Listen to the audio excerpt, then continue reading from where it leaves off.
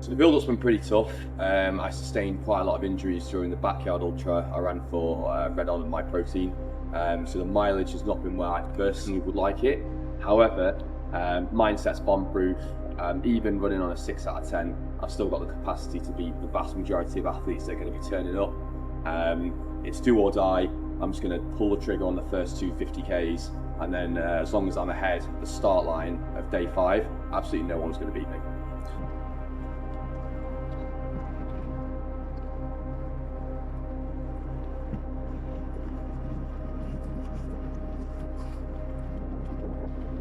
So with the injury, the mileage definitely decreased. A lot of it was focused on rehabilitation, strengthening of the knee and slowly building back up. I managed to get almost 100k under the belt last week, some strong performances during sessions this week. And as we sort of lead into the race, at the end of the day, I've got the background experience. I've done 3 200+ kilometre races this year, coming first, second and fourth. So I've got the mindset and the capacity to do well in this race as well. I've got the desert experience for my competitive performance at Marathon des Sables, so all of those things combined means that I'm going to be a true threat out there.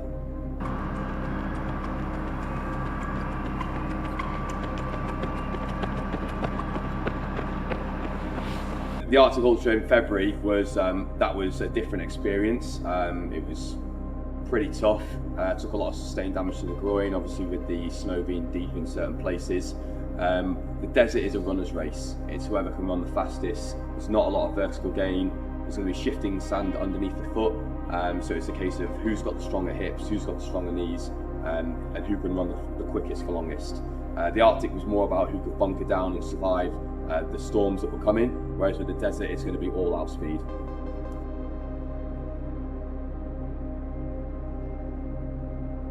So I like to keep things quite neutral across no matter where I'm racing. So a running joke with the rest of the athletes that I've competed with is that I'm a bit weird when it comes to my food consumption. I have the same food every day no matter where I compete.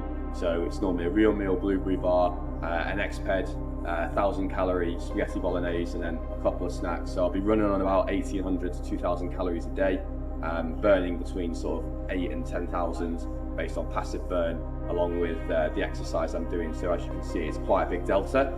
After about 3 or 4 days, that's when the mindset comes in. A lot of people can't hack no sleep, less people can hack no food. So with those two things combined, I'm going to absolutely dominate.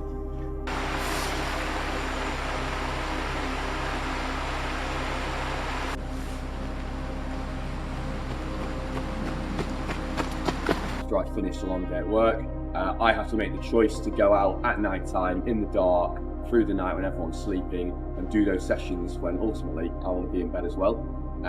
It has been tough, but these things are tough. And ultimately, the reason why there's only 50 people at the start line is because not many people want to go through that level of hardship.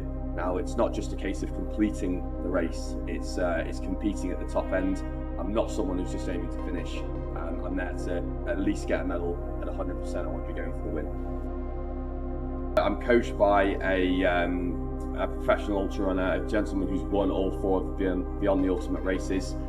He structures my training for me, so it's a mixture of interval work, of long runs, of strength work in the gym, of heat training sessions. All those things combined have made me the athlete that I am at the moment. I've been working with him for 1.5 years now, and the only race that we've had in the calendar was the Arctic.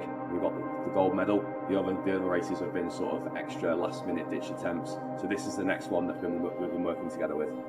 Going into this race, I know what makes me tick. I know my salt fueling strategy. I know my overall fueling strategy, and I'm confident that based on my performance at MDS, that can translate into the Namib.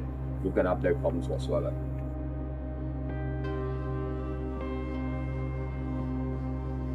I'm going to be using Oosh at every single aid station. So every 10 to 12 kilometers, I'll be taking 500 ml of sodium. I'll be taking before and after for recovery as well. So you're talking maybe 4,000 ml per day, and that's the sort of level that we're dealing with. It's going to be topping out at 55 degrees Celsius. So when you're running in those conditions through arduous terrain, that's when real salt depletion kicks in. So I'm happy that I'm going to be taking a significant amount of Oosh out there to sort me out.